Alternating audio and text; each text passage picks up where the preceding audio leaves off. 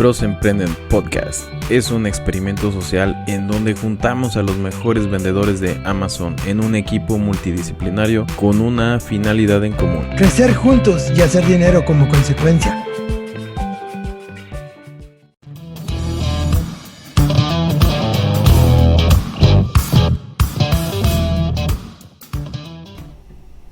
Hola y bienvenidos a un episodio más de BrosEmprenden.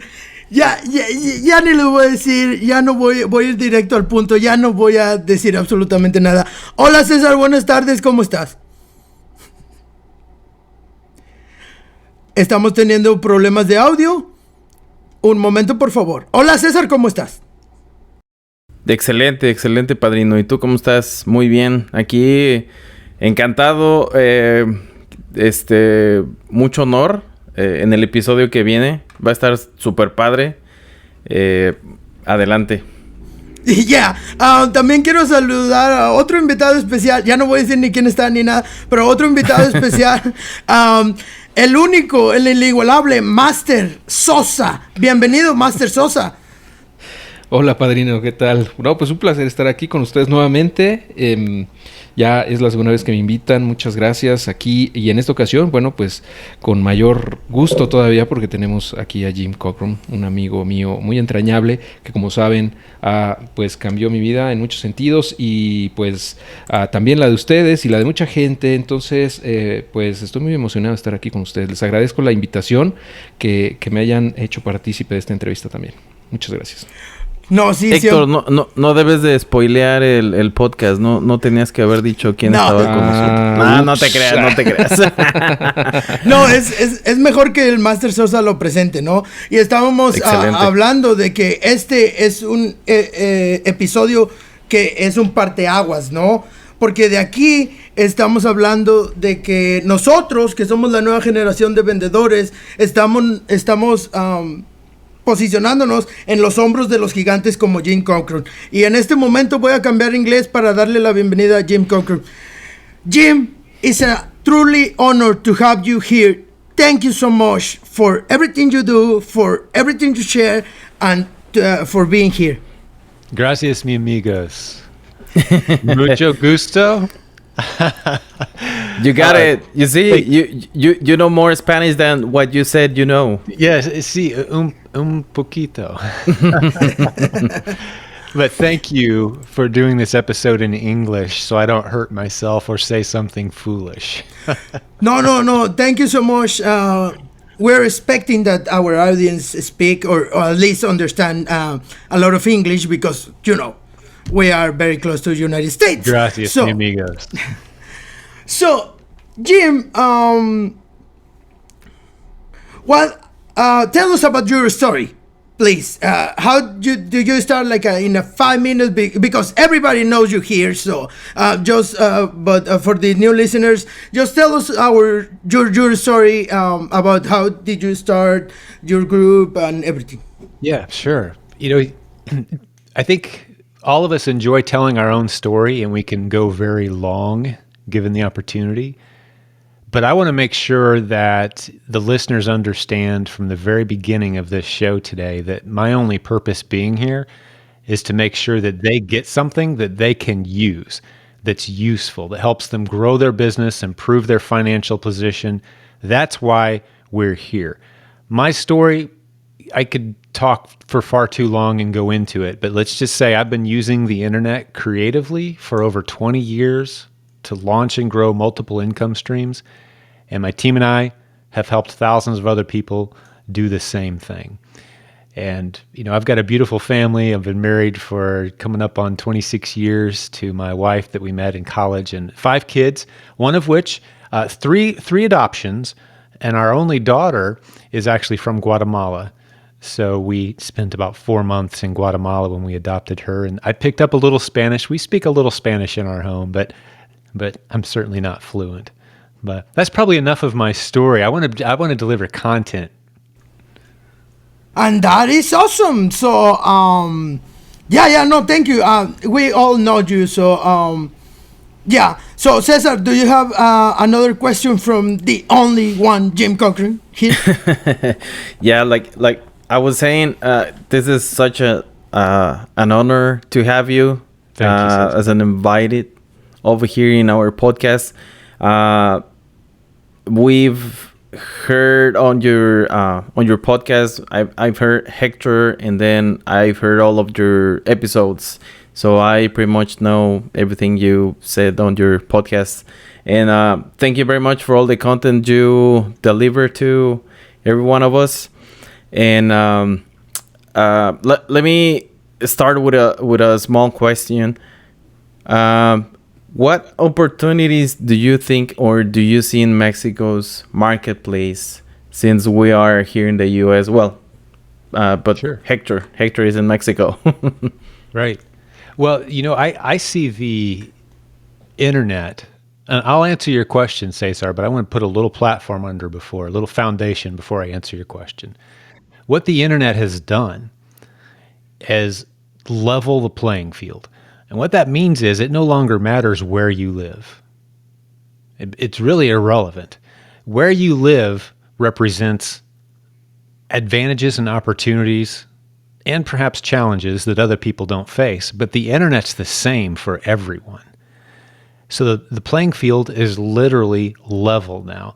Let's take the Amazon opportunity as an example. And that's just one of many examples I could give you, but let's talk about Amazon. It doesn't matter where you live in the world. You can buy and sell products on Amazon.com US. Doesn't matter where you live. We have students in countries where Amazon doesn't even exist. I have a student, for example, his name's Joseph. He lives in Slovakia. If you walked down the street in Slovakia and talked to 100 people and said, "What's Amazon?" They would say, "I don't know what Amazon." They've never heard of it. They don't have Amazon there. But Joseph has a thriving business on Amazon.com, buying products in the U.S. that he sends to a partner in the U.S. who preps those products to be sold on Amazon in the U.S. to U.S.-based customers. So Joseph in Slovakia is running an Amazon business in the United States. So where you live does not matter. So what's unique about Mexico? There's challenges there like any other place in the world. There's opportunities there like anywhere else in the world. And perhaps one of the best examples of evidence of that, of the proof of what I just said, is the guy sharing the screen with me. I hope I'm pointing the right way. Hector. He has built an incredible business from Mexico. And just to brag on Hector for a moment, he and I had a conversation. It's probably been 7-8 years ago. And I asked him, why don't you move to the United States? You're very successful. There's opportunity here. You could expand. You could be closer to the hottest products and to the sources of finance. And we'd love to have you. And he said, no, my heart is in Mexico. I belong in Mexico. I want to bring the opportunity to Mexico. And that has always stuck with me. It challenges me because I think each of us have opportunities right where we are now, where your family is, where your friends are, where those people you know, the business owners. There's opportunity there. You don't have to leave where you are. So your question, Cesar, is what's the opportunity in Mexico? It's the same opportunity that we all have. If you're using the internet right now to listen to this podcast, you literally have all the opportunities in front of you that any of the rest of us have. It's just a matter of mindset.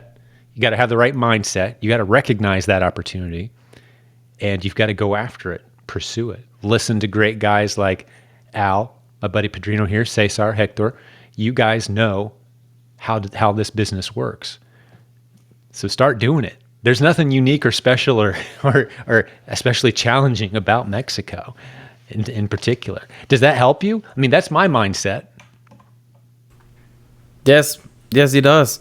Well, actually, the reason for that question is because our main audience is in Mexico, and sometimes they're struggling. Like you always say, they're putting something difficult to their lives or trying to make excuses not to start something. So I think, like Hector is always saying, also, this is the time to start. And you should be starting like yesterday. So this is the best time to start selling online and also on Amazon, actually. Well, we live in the greatest time in all of human history, guys. all of human history, all of recorded human history, for thousands of years, starting a business meant taking tremendous risks, very expensive risks, over a long period of time. And if it didn't work, it was potentially life-crushing. Like you had one shot because of all the time and the money, and you had to invent a product or build a building and put money and time and sweat and tears into this long process that hopefully worked out. And we were all told, if you went to a business school up until the mid-1990s, let's say, we were all told, your odds of success are very slim. You probably will fail. 9 out of 10 businesses fail in the first year. That's what we were taught in business schools. And for thousands of years, that was true. In the last 20 years, the rules have changed. You can start a podcast like this one with an inexpensive microphone. You don't have to go spend $200 on a microphone. You can use one of those cheap earbud microphones and go to a cafe where they have internet and record a podcast, create content, get your message out, begin sharing from your heart, attract an audience, find unique products and sell 1 or 2 or 3 of those unique products on a global marketplace. You can have an international business in a few hours. With very limited resources, you can try different business strategies. That's never been possible in the history of the world until the past 20, 25 years. So there's literally no excuse left to not try, to do something, even if you have very limited resources. The fact that you're hearing this podcast right now tells me you have everything you need to launch a successful business. Boom. And yeah, on that regard, I'm Jim. I'm your fan. You know that I hear all of your episodes like several times of your podcast, and it's a long podcast. And I have been in your proven Amazon course. I finished it in like a month. But the most important thing that I learned from you, it was that you start small. I mean, most of the people when they don't have a course or something, they go to YouTube and start watching the gurus with the Lambos and the yachts and the beautiful women and everything. Yeah, we know that, right? But and the dream to be in that level is so far away that if you don't start with the first step, you will not reach the goal. I mean, I'm not saying that the goal will be like being in the yachts and mansion and Lamborghinis, but I mean, if you start small and test your process, your product, your plan, that I really believe that is a gold mine. The most important thing that I learned from you. And thank you. Well, that's really there's two ways the game has changed in the last 25 years or so. There's 2 big changes. One of them is it doesn't take a lot of resources to start.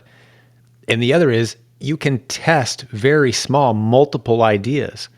So like what you're saying right now, Al, there's no reason to go super deep into any one strategy. Or an easier way to say it is don't write a big check. Don't spend a bunch of money. Don't do it. If anyone comes to you and says, hey, I've got a business opportunity, but you're going to need a lot of money to do it. Well, okay, that's for some people, but I don't pursue those opportunities. I pursue the opportunities that you can test small and see if it works. A few dollars, a few pesos, just a little bit of money, right? And see if it works. And if it does, you go a little deeper. If it doesn't work, you change directions, you try something different. But that's the opportunity that we have at our disposal now is you can test multiple ideas, multiple products, and it doesn't cost you a lot of time or energy or money to do so. So why wouldn't you?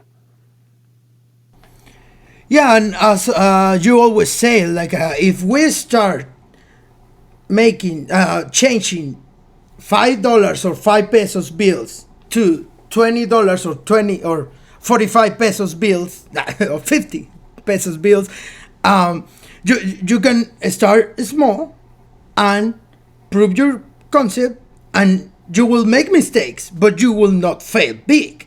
And also, That's right. The beautiful of Amazon is the democratization of the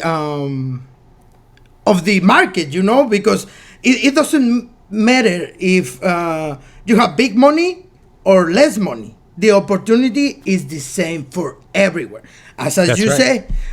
say in your course or in your coaching, it doesn't matter if you come with 30k, 50k.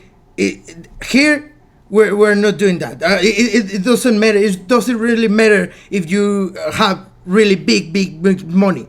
You need to start from the base. I mean, you need to start from the base, learn the system, and make money then. But it doesn't matter. You can start with a lot of money or with a little money, because the democratization of the market.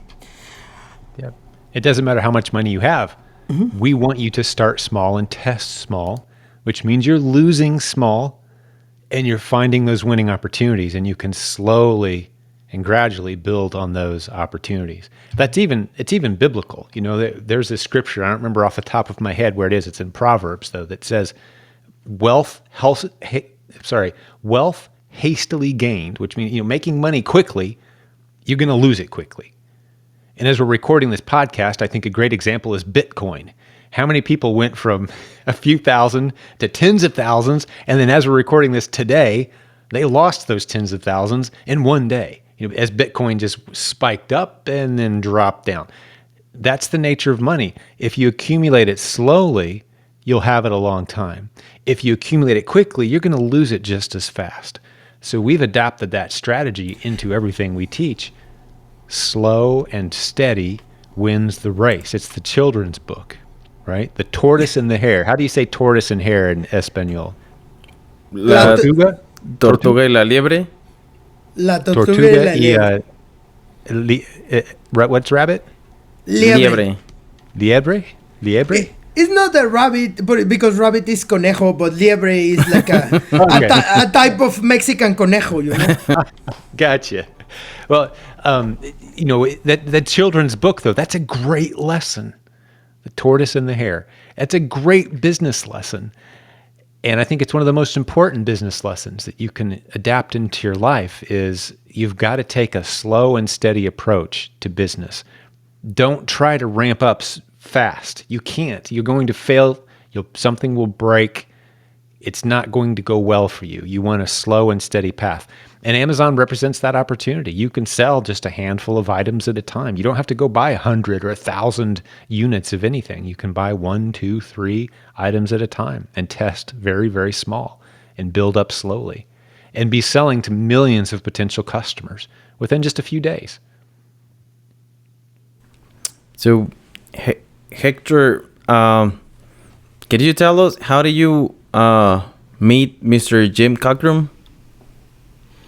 Well, sure, of course. Well, it was about maybe 6 years ago, I think, in 2015, when I was looking for online business opportunities. I was looking for several ways to, build online income streams. I had failed like 2 or 3 times trying to do several things, and I stumbled upon the Amazon business opportunity, but I was trying to do it with the less amount of money as possible, because I couldn't afford a $5,000 online course. I actually knew about this business opportunity because I attended a webinar where they were pitching that kind of courses, and I said, well, I cannot afford this, and so I started to research online about alternatives, and I found the Proven Amazon course and the My Selling Team community, and then I walked back and I did it like in a month, just like you, Padrino. And I started selling. This approach that Jim's teach is the same approach that I teach to my students. Basically, this approach is start small. Even if you have the money, you have a big pocket, you don't have to invest a massive amount of money. Actually, you shouldn't. And this approach of Jim that it is inch deep, mile wide.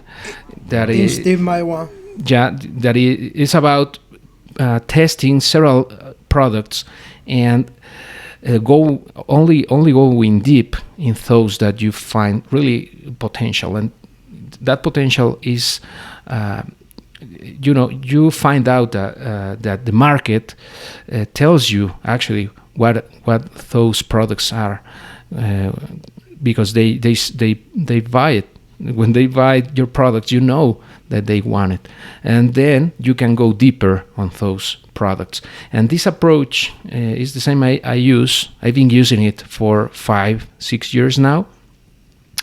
And the slow and steady wins the race, as James teaches. I'm a living proof that it works.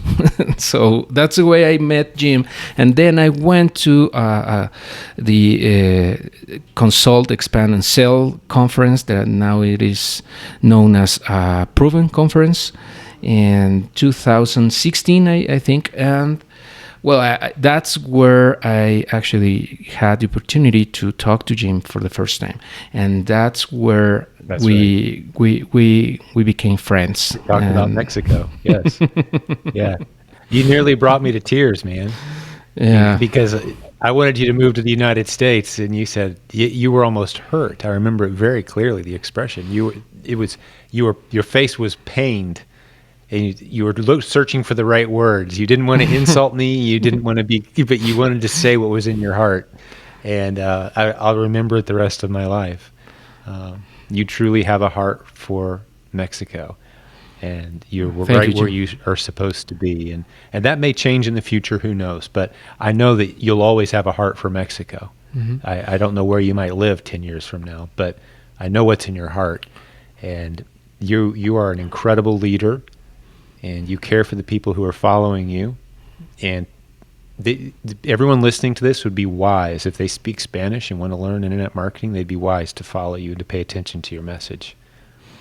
Thank you very much, Jim. I'm only trying to teach most of the principles you teach to me. You teach me a lot of mindset concepts, and this thing about money, the way I see money now is really very, very similar to your view about money. The Rabin, Daniel Lapin's vision, that changed everything to me. That vision changed everything because we talked about this, that in Latin America, especially, the poor countries in general tend to see business as something evil and something that you shouldn't be doing. And if you earn a lot of money, it's because you are doing something wrong.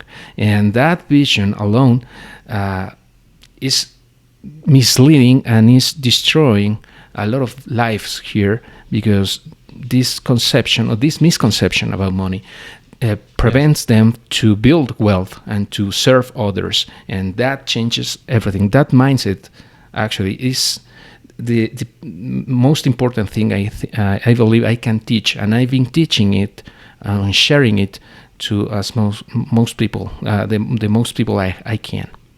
And thank you very much for that. I don't know a lot of Spanish, but I do know a fair amount about the word ganar. Am I saying right? Ganar dinero, right? Ganar. Mm-hmm. Ganar, right? And that word can imply, like, if I find some money on the street and I pick it up, ganar dinero. Or if I work hard all day and I get paid at the end of the day, ganar dinero. Mm-hmm. Or if I win some money, ganar dinero. It applies to anything I do to receive. Whereas in the Hebrew language, there's very strong distinctions made. Finding money is very different than earning money and having it given to you through a transaction where you served another person. It's a very different, completely distinct concept in Hebrew, and somewhat same in English. So almost built into the Spanish language at times is this concept that finding money is the same as earning money. It's the same thing. It's not strongly distinguished in the Spanish language. There's almost a disadvantage there in the mindset that you have to be intentional. So I very much value the message that you're carrying, Hector, and helping people understand the value of a transaction. And I love sharing this every opportunity I get. The value of a transaction. In the Hebrew tradition, the biblical Hebrew tradition, a transaction is the beginning of a mutually beneficial, lifelong relationship. That's what a transaction is. Both parties win, and they continue to win together through life as a result of a transaction. And that's why business is beautiful. It establishes the best relationships you'll ever have in your whole life if it's done properly. I'm not talking about stealing money. That's very different. I'm talking about selling you a product that you want and you would have been willing to pay far more money for, and I'm happy to sell it to you at that price. I'm making a profit and you're getting a product that you would have paid more money for. That's a beautiful thing. That's a mutually beneficial transaction which leads to a good relationship. And that's not just ganar dinero. That's the beginning of a lifelong mutually beneficial relationship. There's a lot more going on there than ganar, right? There's a spiritual side to that whole thing. So I appreciate the message that you're carrying, Hector, and on this podcast as well for Al and Cesar. Great job, guys. The Spanish culture needs this, and I love your mission of helping the people of Mexico understand how important this distinction is. Thank you very much. Yep. Yeah, we're also always trying to let people know how difficult it is to change your mindset, and trying to understand why you need to change your mindset. Because like Hector is saying, it is difficult coming from a culture like from Mexico or Latin America where people think that having money is something that you shouldn't do, or it's something bad, or like Hector was saying, it's evil or something like that. But yeah, like you always say, Go ahead. Like you always say that, and actually there's no translation or there's no word for earning money in Spanish. It's ganar. Yep. It should be earn.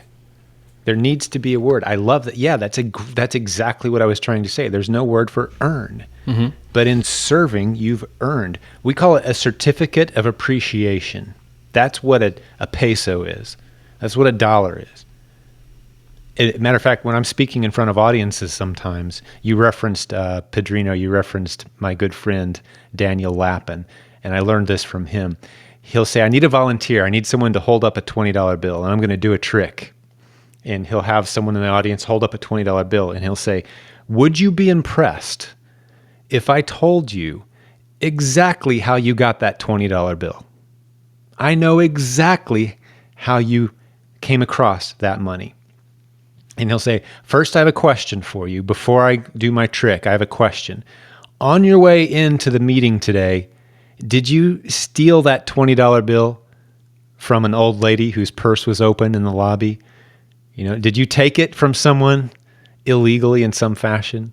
And they'll say, well, no, I didn't steal the money. Okay, and he'll say, okay, now that we've established you didn't steal the money, I know exactly how you got that $20 bill. You got it by serving one of God's other children. That's the only way there is to get the money. Either a friend gives it to you willingly, or you earn it by serving another one of God's children who willingly gave it to you in exchange. So we call it a certificate of appreciation. It's evidence that I served one of God's other children well. That's all money is. It's evidence I served well.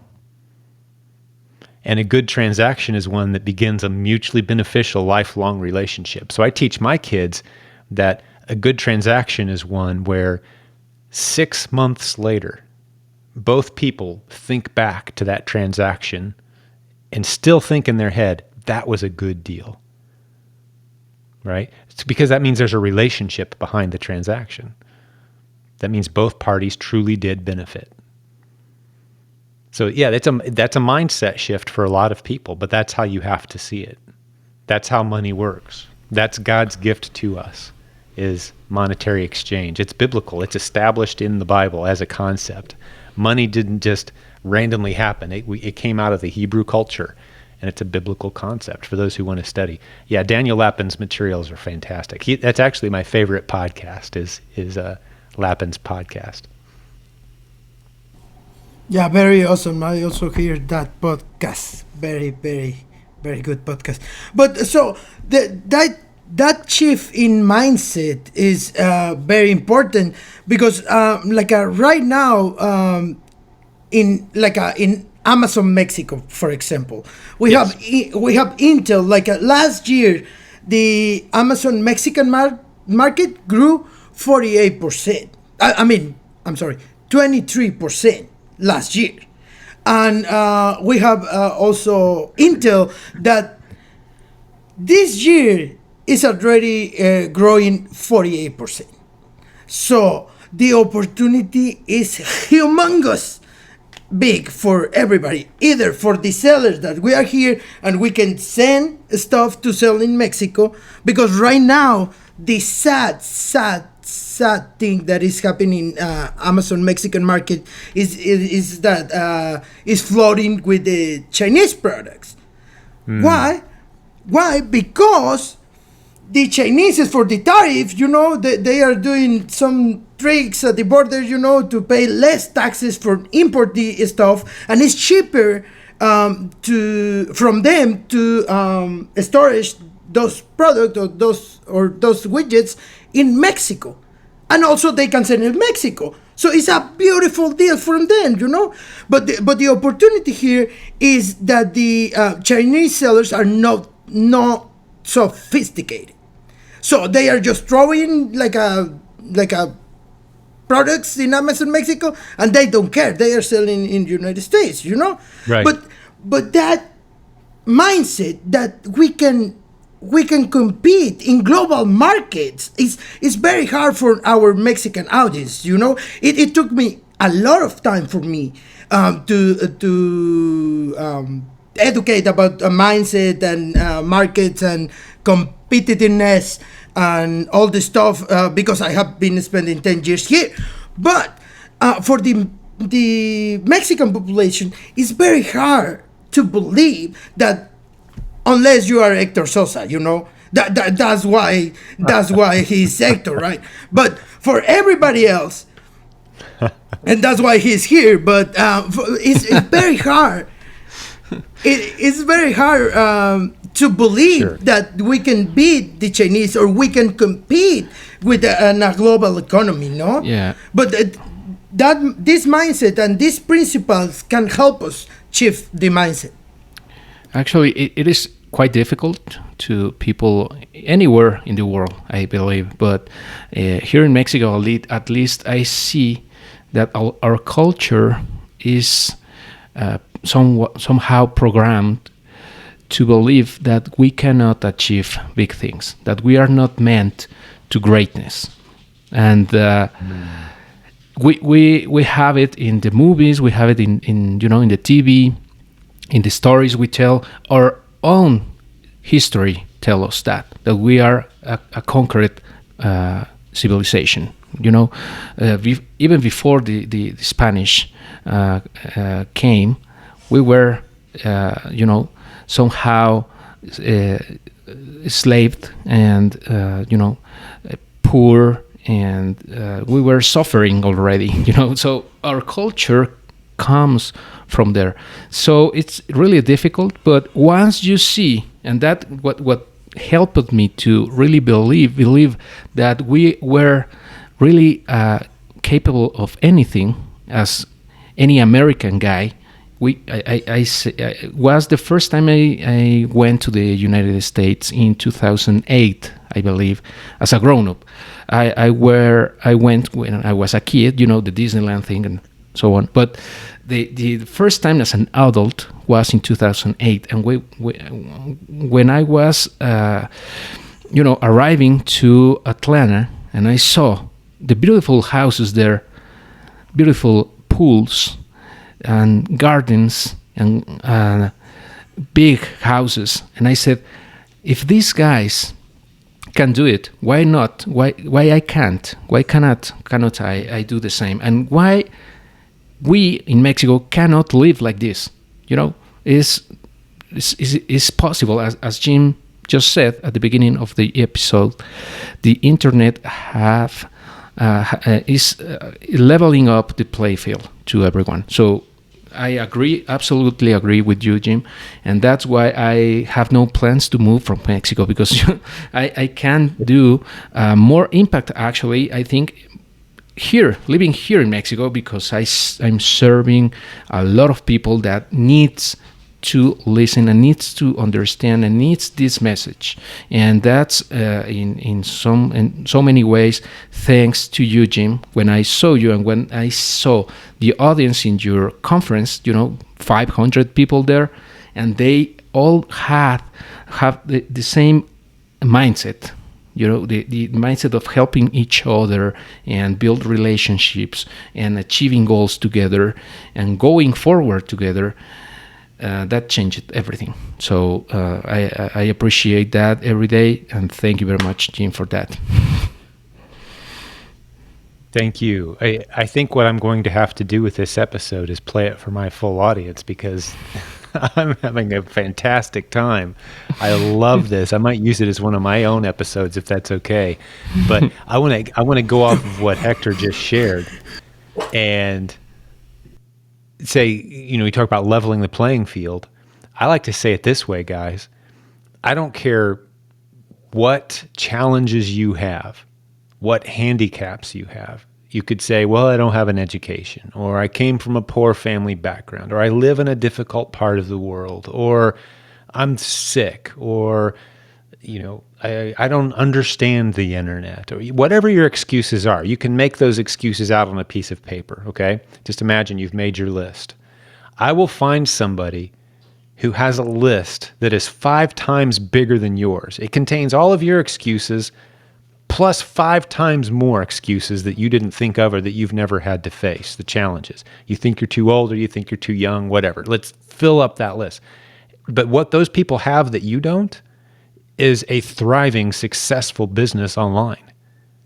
They're making a lot of money using the internet creatively. I'm one of those guys. I have a great excuse list. I barely got out of college with passing grades. I have trouble focusing for long periods of time on anything.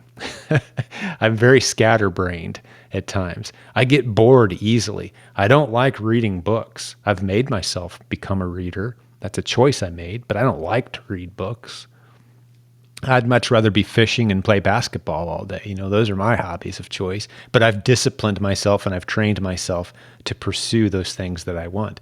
But I have a long list of excuses. I didn't come from money. I was raised on a farm with very little income. We had chickens and cows, and I did chores. I could very easily say, I don't understand the internet. I'm too old. There's plenty of people my age that just don't use the internet. They don't want to use email. I'm right on that edge of people who are of that age where you could say, I don't need that stuff. Right? I have all those excuses. I could build a big excuse list. But yet for the last 20 years, we've sold millions of dollars of products and helped tens of thousands of people around the world launch and grow businesses. Why? Because I made the decision to pursue it. It's a decision. Your excuses simply don't matter. It's whether you decide you're going to pursue the opportunity or not. It's a decision. That's all it is.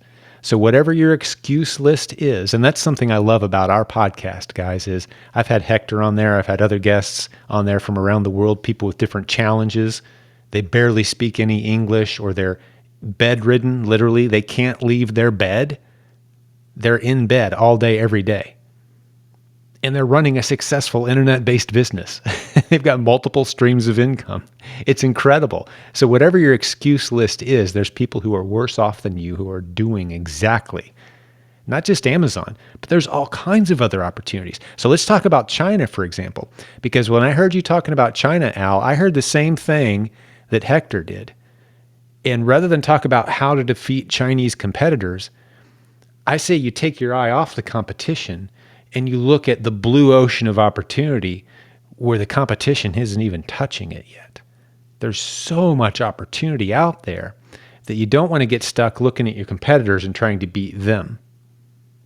You want to be playing in a blue ocean of opportunity where there isn't any competition.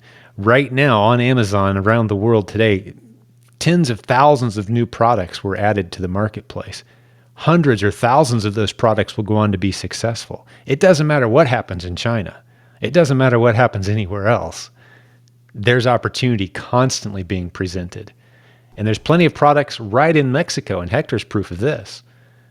Right in Mexico. Chinese can't get their hands on those products, but you can sure package them up and send them to the United States and sell them, form creative partnerships with other sellers who are already in the United States and test a few small ideas.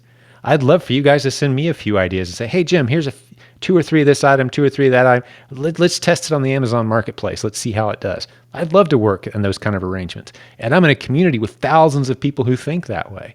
Yeah, let's partner up. Let's test ideas. Let's try some new strategies, right? So what China's doing is irrelevant to me. I spend no time worrying about what China is doing on Amazon, ever. It has no impact whatsoever on what we do. Yes, and of course. But my point was that we have a geographical advantage with them, and we can beat them in the freight, because and it's easy for us. We are closer. We have trade agreements. We have everything. Why we are not doing it is my point. And every I episode, understand. and every episode, It's a mindset. yeah. And that's why I'm yelling every time in every episode of this podcast. Why are not doing it? And when I ask that question, is like, oh no, the Mexican government put new tariff taxes in e-commerce. It's so complicated. Or if I send some products over there, the drug dealers will kidnap my truckload or whatever, my packages and everything. No, I mean, yeah, sometimes I just feel hopeless. Because I'm yelling every episode about this, and apparently everybody is listening to us now, but we're trying very hard, Yeah. Well, I think the mindset message is very powerful and something you should continue to focus on, because every business has risk. Every business involves risk.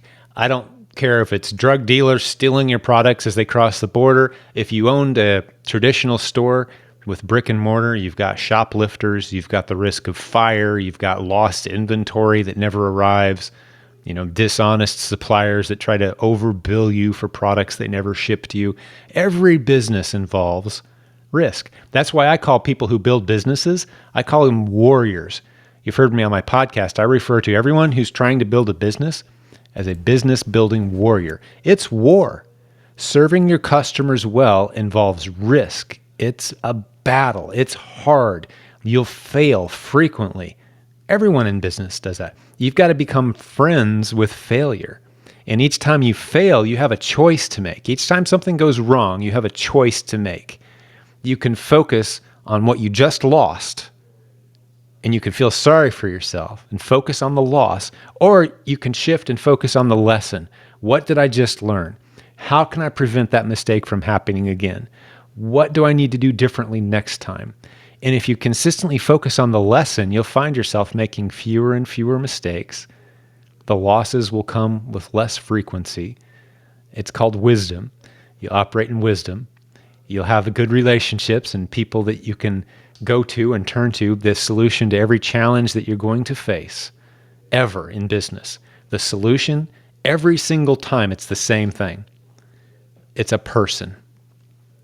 It's a person.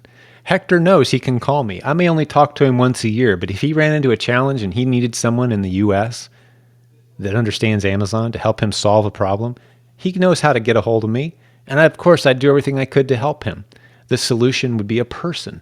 So every time, that's why I focus so much on relationships, because the solution to every challenge you're going to face is a person. Maybe you haven't met them yet. But if you keep trying and you keep focusing on the lesson and you keep reaching out and building relationships, you're going to have a network of people that can assist you through any problem. Do you guys know the story of Jack Welch? Do you happen to know who he is? Jack Welch. Does that name mean anything? He was the CEO of GE, General Electric, one of the biggest companies in the United States. Now, this is several years ago, but I love this story. It illustrates what we're talking about right now, Al. I think you guys will like this. So GE was struggling. They were going under. Their stock price was dropping. Their products weren't selling. Their company was struggling. This is a company that employs tens of thousands of people with, millions of stockholders around the world. They needed to save their company. Who did they call? They called Jack Welch to come in and save their company. Now, what is it about this old guy that made him so valuable to GE? It was the connections he had, the people he knew, the problems he could solve by picking up the phone and getting the right person involved with the challenge. And he turned that company around in a very short time. He turned that company around, and you can read about it. Jack Welch turned GE around. Their stock price shot up. Their products started selling again. The company was saved. All those jobs were saved because of one guy and the connections that he had, the relationships that he had. It wasn't the knowledge in his head. All he did was go to work and sit behind his desk with his telephone, right? And he didn't even have a computer at this time. He had a secretary with a typewriter. But he turned that company around because every challenge that was presented on his desk, he knew someone he could call in that could help smooth out the situation, get them past that challenge. He put the right people in place. That's why a CEO gets paid millions of dollars. It's not because they have some special superpowers and they're so much smarter than the rest of us. It's because they have connections. Another example of that is George Bush, Jr. George Bush. It was the second Bush presidency in the United States. He was once asked what one of his secrets were to his success in life. I mean, because becoming president of the United States is obviously a big challenge. And he was asking, give us some strategies, tips for success. He wrote a thank you letter. I think it was every day. He would handwrite a thank you letter to somebody who had helped him in some way, someone who had helped him in life or in business, or an old college professor, someone. He would just handwrite. So he built this incredible network of people that he had relationships with that he could call on when he needed them. And he took advantage of it when he needed it, right? So that is a huge advantage, and that overcomes any challenges that you're going to find. But it does take effort. Relationships don't just happen, they take effort. I'm talking too much, I'm afraid. No, of course. It's right. Of course not. Yeah, relationships is everything. Sorry, Padrino. Relationships is everything, and that phrase, it is one of the I believe most important from the message you have, because we underestimate the power of relationships. In Mexico, we see that as we call them palancas, which is the guy who knows the guy who can make easier the things to you. Maybe avoid paying taxes, or maybe don't pay that fine you have. Cheat on something. It has a negative connotation. That sounds like a negative term. Yeah, that's what it is. Palancas is that. It's a negative relationship. It's a leverage, but it's a negative one.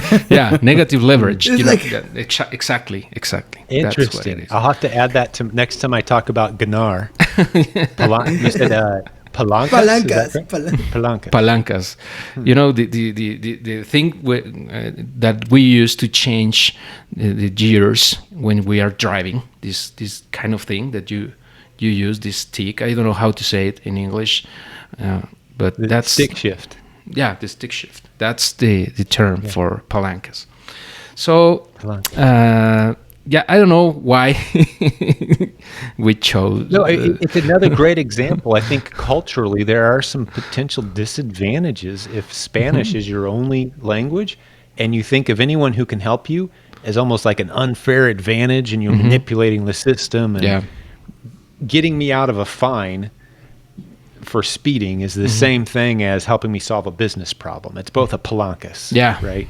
No, those aren't the same thing. One of them is an illegal, immoral activity. I actually heard a story one time about a guy who went to a friend of his who was a judge because he had a ticket. So he'd got a speeding ticket, but he knew the city judge, who was a good buddy of his, who went to church with him. He went to the judge and he said, hey, could you take care of this for me? And the judge said, yeah, I got it. No problem. I'll take care of it for you. It was like a $200 speeding fine. Well, he got back to the judge later and said, hey, thanks for taking care of that for me. How'd it turn out? And he said, well, I paid the $200. He said, that's not what I meant. I didn't want you to pay the bill. I just wanted you to take care of it. He said, that's what I did. I took care of it, right? So I'm talking about taking care of challenges with integrity, not with a dishonest, immoral approach. There's a very big difference. So palancas is a different thing than let's think through this and solve this without sacrificing our character.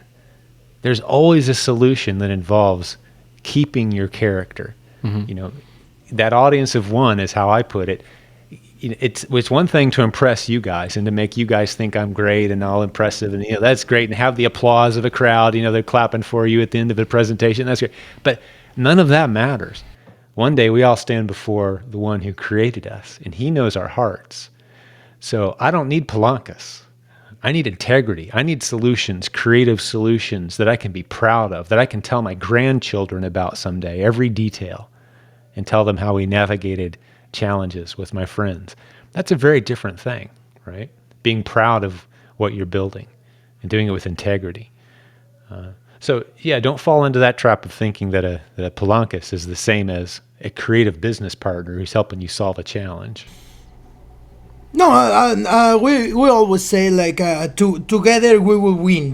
Together. I'm trying to preach that phrase like together. You will not be successful alone. Like in my computer, in my room, nobody. I'm doing very important stuff. Don't call me, don't bother me. Together we will win because if somebody has a problem, we can call each other or just listen to. That's right. That's why we create masterminds and all the good stuff, Yes. But we are in that regard of the mindset and everything, and the warrior, the building, the warrior topic. I want to say like we are the new warriors, we are the building warriors. Yep. Sorry, thank you. Business building warriors. We are the new generation that. We have been trained for the best of the best, Jim Cockrum. So, no pressure, no rush. I mean, yeah, you are doing great, Jim. But we have been training with the best, and we have a lot of responsibility for the generations to come. And that will be part of your legacy because at this point, it's not about like a money or selling the stuff on Amazon. It's about the legacy and the new generation and the things that you have been building for 28 years.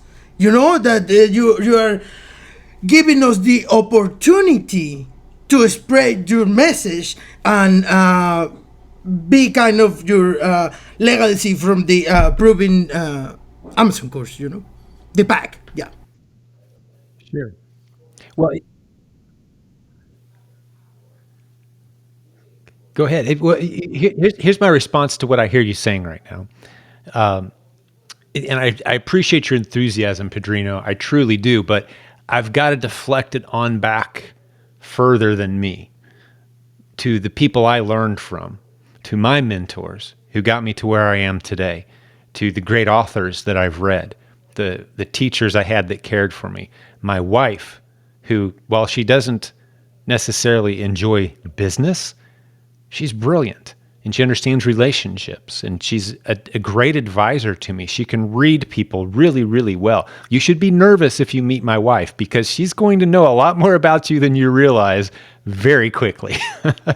and she's told me about people long before I figured it out myself and the person revealed who they really were. She can see into people. So I've got this advantage of all these great people, these mentors, people who have spoken in my life, and these timeless truths. I don't say it lightly when I say the greatest book ever written for business success is the Bible. The lessons in there are simply incredible. There's a few thousand years of what we call a longitudinal study, which means you look at a group of people over a long period of time. That's what the Bible is. And it's continued to apply today. The advantages that you get from applying those principles. So all I've really done, Padrino, is I've taken those timeless principles, those proven strategies that have worked throughout history for building a business, and I've applied them to e-commerce. I didn't invent anything new. There's nothing original in my message. It's timeless truths mixed with a new tool that happens to be available to us now through technology, this new communication tool. That's all I've done. So I can't really take credit for a whole lot, except I didn't allow a lot of junk to get mixed into the message. You know, I'll take credit for that. A lot of garbage to mix into the message. You're not going to find any stacks of cash or Lambos on my sales page. It's going to be slow and steady progress in the right direction. And eventually you will have the resources to buy those kinds of things if that's meaningful to you. But it's not an emotional decision that I want people to make. It's a warrior's journey. You know, if you're going to go on a warrior's journey, you're going to take an oath and you're going to commit to that path. And hopefully you're not doing it in a moment of, enthusiasm that you're going to regret later. It's a serious life decision to go down the warrior's path. You're going to be misunderstood. You're going to be misjudged. You're going to have people doubt you. You're going to have friends and family think you're a little crazy until it starts working, and then they want a job, right? But you're going to have those challenges along the way, but you've got to commit to that path over the long term. I think warrior is the best word I can come up with. It's a warrior's journey. It's hard. There are casualties. You'll see friends fail and fall, but you stay the course of that journey you're called to. And I'm honestly not trying to build a legacy. If I'm forgotten when I'm gone, I'm okay with that. But I want to do what I do with excellence with the time that I have from that audience of one, right? I'm serving him. I want God to get the glory for the work that I do. And I want to serve my family and my customers well with the time that I have and the resources that I have. Yeah, no, of course. Well, yeah, I will be not more excited than that. No, but to my point, I understand. But to my point is that the things that you build, all the community of coaches, the proven Amazon course, everything you have been built is because your leadership and your integrity. Without that, you cannot hold it. The big community, the big everything you have built, you cannot sustain it if you don't have integrity and leadership. And I understand that we just have one big boss and the community of one. I understand that. I get that. But the things that you have been built are very amazing, and it have been changing so many lives that, we can spend hours here, but we felt very inspired from you. Thank you. From not for your person, not for Jim. See, it's because the things that you have been create is not your person, your human presence, and the legacy that I'm talking about is not. But we're not related. Whatever. But it's not for. It's for your knowledge and the thing that you build is in our legacy, because that already changed my life. And that is what I'm talking about. The only difference between where I'm at now, Padrino, and don't take it lightly when I say this, the only difference between where I am now and where you are is time. My definition of trust that I love the most, and you talk about integrity, my definition of trust is consistency over time. That's how you get trust. So be consistent in your message, truly believe it, internalize it, live at that standard, regardless of what others around you do. Hold that standard. It doesn't guarantee you're going to succeed because, as one of my favorite mentors says, John Wooden, he said, your reputation is what others think of you. Your character is who you really are. So protect your character. Your reputation isn't necessarily up to you. I've been blessed because I've been given a great reputation in front of the vast majority of people who have come through our organization. But the truth is, there's plenty of people out there that they had a negative experience of some kind with us, and they moved on. They weren't happy with a product or a course. They're perhaps very unhappy that I say very controversial things sometimes, like things like, I personally believe that a marriage is one man and one woman for life. That's my definition of a marriage. Well, I've just offended a large number of people by saying that, right? So they're no longer excited to hear what I have to say. I'm fine with that. I'm fine, but I'm going to be consistent over a long period of time with my message. And that's going to attract in the right people. And that's all I've done. So the only difference between where I am and where you guys might be, Hector's a little further down this road than you are, Padrino and Cesar, but you're on the right road. Stay consistent in your message, internalize it, truly live by and believe what it is you're sharing. Share with an open hand what you know. As you learn new things, share it. And I think one of the secrets to success long term, if you think of some of the gurus and experts and people that have large audiences in this industry, one of the things that I stay away from is being thought of as the guy at the middle of the organization, meaning here's a guy and he has a bunch of followers. I don't want to be a guy with a bunch of followers. I don't need Hector to follow me. I don't need Padrino or Cesar or anyone listening today to follow me. That doesn't do anything for me. I think it's a much preferred position to be one of many leaders who gather. I want to surround myself with leaders that I can lean on and rely on when I need them. And perhaps I'm the guy that opens up the door and turns on the lights and sets up the seats. That's irrelevant. Maybe more people know my name than they know your name. That's irrelevant. But we're leaders. We're a community of leaders. So I don't want to be a guy who has fans and followers. I want to be a guy who's a part of a community of leaders, business building warriors, all engaged in the same battle, trying to serve our customers well, learning from each other, leaning on each other, and growing together. So if I have a stage, I want it to be a big stage. And I'm not the only guy on the stage. It's everybody who is capable of leading and has a message of integrity to share. That's who I want on my stage with me. So that's why I'm so resistant to be, my definition of success is very different than most people's, I think. It's not how many people who know who I am. It's how many leaders am I surrounding myself with that I can lean on and learn from, because the crowd will always be smarter than any of us. I don't want to be the smartest guy in any room I'm ever in, and I'm not the smartest guy right now. I mean, I'm surrounded by guys that speak Spanish and have a message for the Mexican people that I can never come up with on my own. Yeah, no, thank you for that. Jim, we want to be respectful of your time. I just want to touch on Hector and Cesar.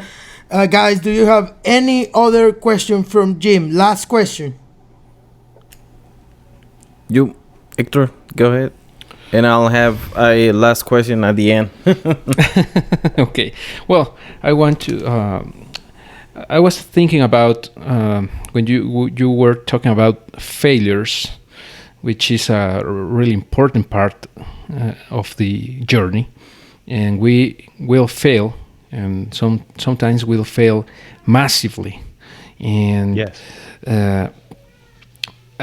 the higher we go, the bigger the potential hit is quite bigger. And so in this journey of 20 years you've been at this point, if you're comfortable sharing some of your biggest failures, just to give people a look, a little taste of how hard can you fail and what it takes to recover or to keep going forward, even if you fail so massively, because we all fail. I've been failing for 7-8 years now, and I'll keep doing it.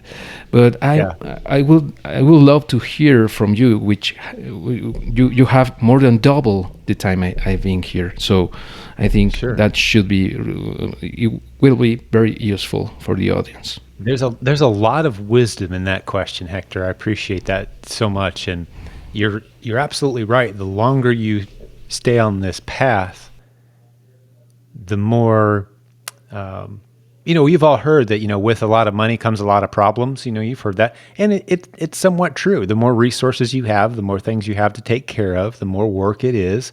I'm not complaining about being blessed, but there's a lot more opportunity for something to go wrong if you have a lot of things moving. And if I think back, I have a different definition of failure. To me, a failure isn't a bad thing. A failure is a lesson. Now, ideally, you've positioned your life and your business so that when those failures happen, they aren't costly to the degree that it sinks what you've been building. So the real trick is, the discipline is, you don't want to try to stop failing, because you're always going to fail. Failure is inevitable. It's going to happen. If you stop failing, it means you've stopped trying, you've stopped testing, you've stopped growing. You have to embrace failure, pursue failure. It's almost like if I'm teaching someone how to succeed in sales, I tell them, go after as many no's as you can get. You want to hear the word no constantly. You want to learn to love the word no. Embrace it. It means you're on the right path, because there's only so many no's before you start hearing yeses, and then you get good at hearing yeses, and you hear a lot more yeses than no's. But you always want to be hearing no, because that means you're stretching, you're expanding, you're trying. So you always want to be failing. But where you don't want to fail is the internals, the things that really matter. You don't want to fail in your faith. You don't want to fail your family. You don't want to fail in your fitness, right? You don't want to fail your friendships. You don't want those things to fall apart, those important F's that really matter. And the finances, they're going to stay solid if you keep those in line. Your business is going to be just fine. So you don't want to fail in the relational areas, the areas of life that really matter. And you're going to do great. It's okay to fail with your money, because remember, we said at the beginning of this podcast, we're taking small risks. I'm not going to go out tomorrow and put 90% of my bank account on some kind of gamble risk that I think and hope might work out. I don't care what the odds are. I'm not going to take that risk. It's just not necessary. I'm going to pursue slow and steady growth in the right direction. So absolutely, we buy products that fail. We bring new coaches onto our team that don't work out. I'll pursue a relationship with somebody and they end up not to be who I thought they were, and there's a bunch of wasted time and effort and energy. Those things happen, right? But internally, I'm protecting the things that matter the most. My relationship with my walk with God, my relationship with my wife, my kids, how I treat the people that come across my life, the respect that I show to my team, our coaches, the people who work most closely with me. I can control those things. And as long as those are under control, there's no big failure that can come along and stop the whole process. Until God takes me home, if I'm remaining faithful, there's no failure that can take me out. That's my perspective on failure. And I've never really put all those thoughts together. Hopefully that came across clearly. Yeah. I feel sorry for whoever might have to interpret all that into Spanish. I don't know how I did there. No, I think it was really clearly explained. Thank you very much, Jim. Thank you, Hector. Great question, buddy. One of my favorite questions I've been asked in a long time, actually. Cool. And Jim, also, I would like to get an advice from you. Like, I know you've been in this business for a long time, longer than us, and let's say, like, you're starting from zero. You're you don't have your silent sell machine. Your book, you haven't written it. You don't have your previous book, which is the Marketing 101. If I Wow, good memory. if I can recall. Let's say you don't have those, right? And you're just building your community. What will be your advice? Like, how would you start over if you wouldn't have any of that? I would start by doing something that I do most days, 3 or 4 days a week. I'm out sourcing new products for my own Amazon account. Because if I'm going to teach this to people, I want to know how to do it. Yeah, I've seen those posts. Yeah. I mean, I'm out learning every day. I'm out learning every day. And if I had to just turn off my whole community, every book I've written, delete every podcast, shut down the Facebook group, and just go find products to sell online, I'm good at it. And sure, I've got a bit of a head start on a lot of other people, but the basic concepts that I'm using, I've taught people how to become sourcers on our team. I'll give you a specific story. This is how simple this can be. I've walked into stores that are owned by, the small shops. What do you call them? When I was in Guatemala, what we call them? Bodega? Bodega? Is that right? Yep. So a small store where the owner is there every day and they've got the products on the shelves. And I'll walk in and I'll say, hey, I want to buy products from you. Here's Amazon.com. Have you heard of it? Like, yeah, oh, sure, I've heard of Amazon. And I'll say, when you're sitting in here, maybe you don't have much business at any given time, you got some downtime. Could you go through your store shelves and just look at products and see what they're selling for on Amazon? And if you have a product on your shelf that's selling for, say, $5 or $6, and on Amazon it's selling for, say, $20 or $25, 3 or 4 times more money, would you send me a text message and tell me about that product? Because I might buy a bunch of that from you. How long did it take to train them how to source products for me? I just did it in 45 seconds. These are not complicated concepts. I could go back and do that. And that's where we start our students out. But what you will do is you'll be in learning mode. You've always got to be learning. You'll be using your mouth to build relationships, to talk, to meet new people, to have conversations. Those are things no one can take away from me. I believe you could drop me into any city with no money, and within a few months, I'd be back in a stable financial position, not needing to rely on growing a community or having a course or a book or coaches, because the basic stuff we teach works. The world has changed to the point where any of us can have a business online if we're willing to put in a little bit of work and learn a few new skills. It's so much easier now. I almost feel like we would benefit from going back to, let's say, the mid-1960s and trying to build a business for 6-8 months. We'd all fail miserably. Just extremely difficult to build a business and to succeed during that era, anywhere in the world for the most part, unless you had a whole lot of money to put at risk. And you jump forward to now, and anybody with a few dollars and access to the internet can have an international business in a few hours. And yet we sit and we complain and we worry and we talk about the competitors and, oh no, Amazon changed its rule again. We've gotten a little complacent, I think, because we do live in the greatest time in human history to launch and grow a business. And I fully believe that if I had to start all over again, it wouldn't be that long at all before I'd have a story to tell, and I'd have people willing to listen to that story, and I'd start to grow an audience again, and I would share my story with them while I'm growing my own business, and I'd be back pretty quickly. But the premise of your question is everybody who knows me has forgotten who I am. Well, that's not actually ever going to happen because I've spent 20 years pouring into the lives of others. And I know good guys like Hector and Al, and now you, Cesar, if I ever called you even a year from now, you'd take, oh, it's Jim. Great to hear from you. How can I help? Let's do something. Let's work together. There's value in that. That can't be taken from me. So that's my answer to your question, Cesar. Sure enough. That's awesome. And before before Padrino starts asking more questions, I'm gonna let you know that since I started following Hector and I took the pack and all that, I've been also blessed with. I left my work, like my job, last year, so I've been working from home, and I've been selling on Amazon also, and been trying to build some different income streams, like you are always talking about. So I just wanted to say thank you, like I was saying on the beginning, but I didn't want to let it pass before I tell you. Wow. That's fantastic. I'm honored. I truly am. Every time I hear about a dad who gets to be home because of something our team did around here, that is the biggest victory of my business. Because I don't know what it feels like to be a mom and get to be home. But I know what it feels like to be a dad who gets to be home. And that is the most meaningful thing. Being here for my wife and for my kids, man, it's priceless. So, man, God bless you. Thanks for telling me about that, Cesar. It makes my day every time, man. And also, like you were saying, it's kind of difficult to live with your family, like try to get along with them since you're gone the whole day.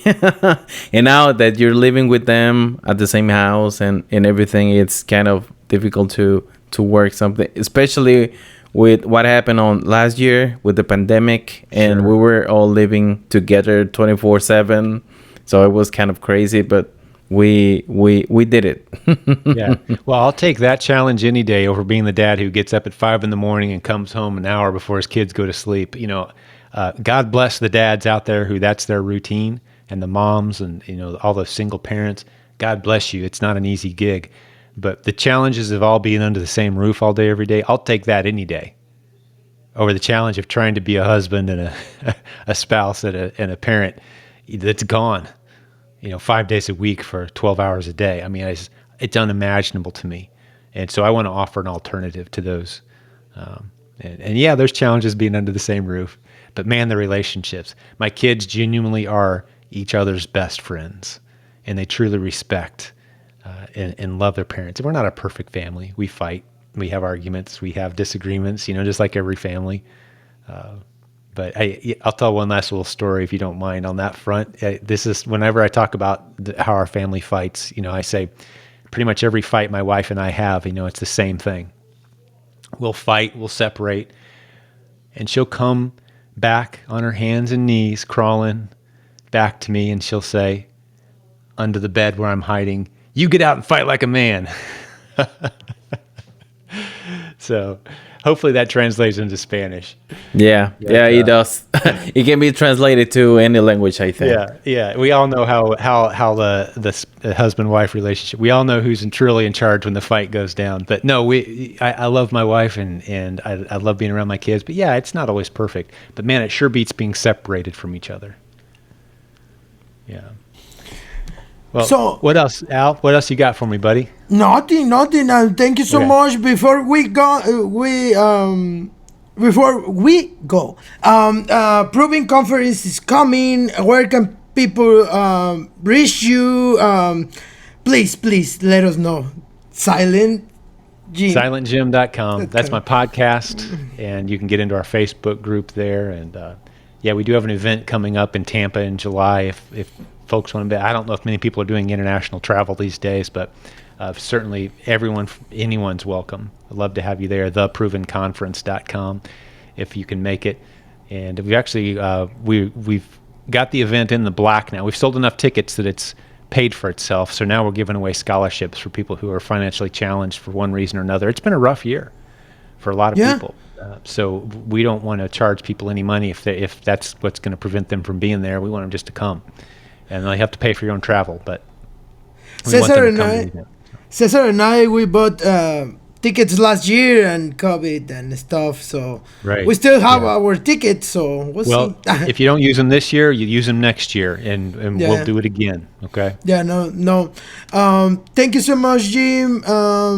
Final thoughts before we go. Something that you win. The best thing I can possibly leave everyone with is the greatest gift I've ever been given, and that's my walk with my Heavenly Father. And I'll just say a quick prayer for the listeners, if you don't mind. Is that okay? Yeah, no, go. Oh, right.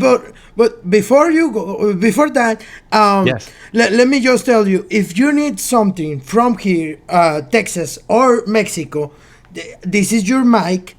Reach out to us and we work together. Okay, I mean, or if you want to bring somebody and want to share a message in this mic is yours. So Well, and I'll return that to you three gentlemen as well. Consider the resources and the audience and the community that we've built, this community of business building warriors, the leaders. You guys are on that team. So if you have ideas, if you see a gap that needs filled, let me know. Reach out. You see an opportunity where you need someone in the United States to partner up with you on some project, or you need some storage space or somewhere to ship some product or whatever. That's what this community is all about. We're building this stuff together. All right. So this microphone is yours as well, my friend. Thank you. All right. Thank you so much. Let's close this in a quick prayer. Heavenly Father, I just thank you for these three fantastic gentlemen. I thank you for the time we spent together. I pray that everyone who hears this message, that it will reach deep into their heart, that they will feel your truth in these words, that it will change and inspire their lives, move them down that path that you have for them. You have a plan of excellence for each of us. You have a purpose, a divine purpose for everyone who hears this. And I know that's true. And I just pray that you would help people find that. In the name of my Heavenly Father, I pray. Amen. Thank you, guys. God bless you. Thank you so much. That was awesome. Awesome, All right, Jim. we'll talk to Thank you. soon. See ya. We keep in Thank you. touch. Take care. Bye. See you soon, man. Bye bye. See ya.